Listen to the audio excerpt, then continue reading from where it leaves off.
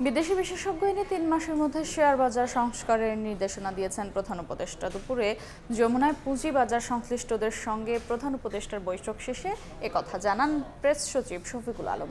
তিনি আরও জানান, প্রাইভেট কোম্পানিগুলোকে শেয়ার বাজারে তালিকাভুক্ত হওয়ার ক্ষেত্রে প্রণোদনার ব্যবস্থা করার নির্দেশনা দিয়েছেন প্রধান উপদেষ্টা।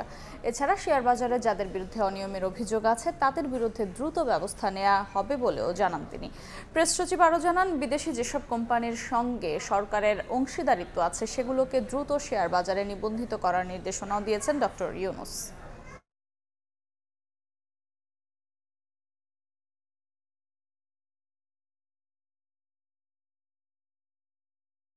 উনি বলেছেন সেট অফ এক্সপার্ট আনতে বলেছেন, যারা সত্যিকার অর্থে যারা নির্মোহভাবে এই স্টক মার্কেটে তারা রিফর্মটা ইনিশিয়েট করতে পারবেন। যে এই সংশ্লিষ্ট সমস্ত যারা এজেন্সিগুলো আছে বা অফিসগুলো আছে, ওইখানে অনেক ধরনের দুর্নীতি আছে, দুর্নীতিগ্রস্ত অনেক এর বিরুদ্ধে অনেকের অনিয়মের কথা শোনা যায়।